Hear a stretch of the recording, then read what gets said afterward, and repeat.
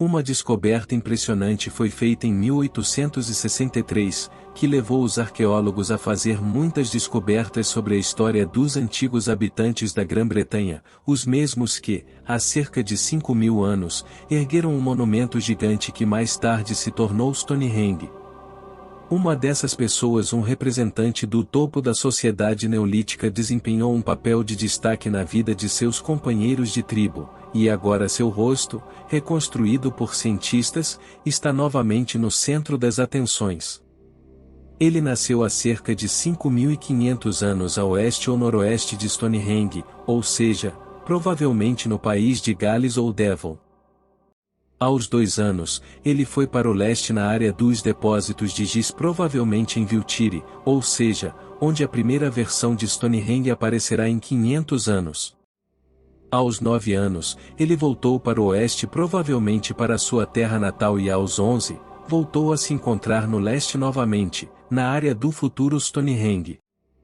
Aos 12, 14 e 15 anos, ele ia e voltava cada vez com mais frequência. Tudo isso são resultados da análise de isótopos de estrôncio em camadas sucessivas de esmalte dentário, o que permitiu determinar aproximadamente em que locais ele bebia água em diferentes períodos de sua vida. Ele era mais alto que a média, cerca de 1,72 de altura. Durante o período neolítico, a altura média dos britânicos era estimada em 1,65, atualmente é de 1,76. Ele pesava cerca de 76 quilos, ou seja, era moderadamente magro. Ele não comia comida tão grosseira quanto os demais, seus dentes apresentam pouco desgaste em comparação com muitos outros espécimes neolíticos. Sua dieta incluía mais carne e laticínios do que seus contemporâneos. A análise de isótopos nos dentes mostraram que 80 a 90% da proteína que ele consumia era de origem animal. Muito provavelmente, ele comia carne de gado, cordeiro e veado. Um cuidadoso exame osteológico do esqueleto sugere uma vida comparativamente pacífica. O antigo britânico machucou apenas os ligamentos do joelho e rompeu o tendão da coxa, provavelmente simultaneamente, o que o deixou fora de ação por não mais do que algumas semanas. Não há sinais de doenças graves, e ainda por cima, a análise da hipoplasia do esmalte dentário sugere que na infância ele se alimentava normalmente e não adoecia com nada grave. Ele morreu relativamente jovem, com quase 30 anos. A causa da morte ainda permanece desconhecida. Ele recebeu um funeral magnífico. Além disso, ele foi enterrado em um lugar sagrado. Inicialmente, o corpo estava coberto por um monte de grama, mas alguns anos ou décadas depois, o monte cresceu e se transformou uma espécie de mausoléu, sendo um dos maiores da Grã-Bretanha neolítica. Ele foi o único que foi enterrado neste lugar imediatamente após a sua morte. O resto dos corpos encontrados ali foram colocados em um monte depois de 1000 ou mais anos, e eles não ocupavam uma posição tão grandiosa como o dono da tumba.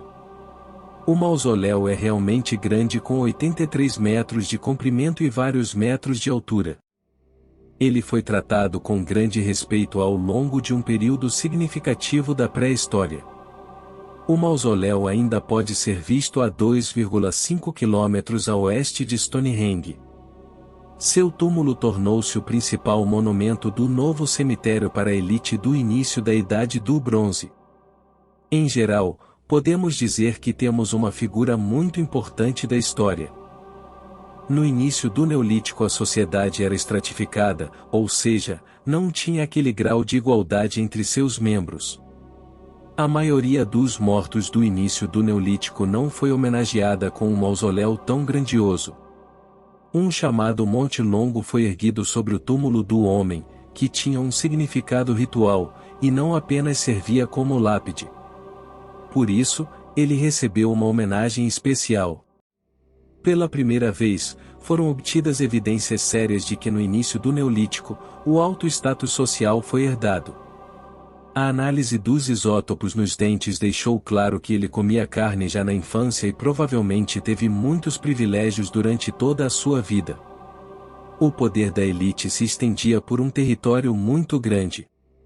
Quando criança e adolescente ele viajou talvez com seus pais, do país de Gales para os depósitos de giz no sul da Inglaterra talvez até de Stonehenge, aparentemente sua família governou lá e ali. Como a área de Stonehenge tem um status sagrado desde os tempos antigos, os estudiosos sugerem que ele, seu pai e outros ancestrais eram sacerdotes tribais hereditários ou mesmo supratribais ou xamãs de uma sociedade seminômade. Provavelmente essas pessoas também desempenharam algum papel na gestão das formações políticas emergentes na época. Mas a descoberta mais impressionante reside na hipótese de uma conexão entre o país de Gales e a paisagem sagrada no local de Stonehenge. Quando por volta de 3000 a.C., quando a primeira etapa da construção do monumento foi concluída, não havia pedregulhos enormes pelos quais agora é famoso, mas pedras menores chamadas azuis, algumas das quais sobreviveram até hoje. Assim, a análise geológica mostrou que elas foram extraídas no sudoeste do país de Gales. Talvez tenhamos uma pessoa que viveu na época do início daquele processo cultural que acabou levando à construção da primeira versão de Stonehenge. Essa foi a incrível descoberta do homem de Stonehenge.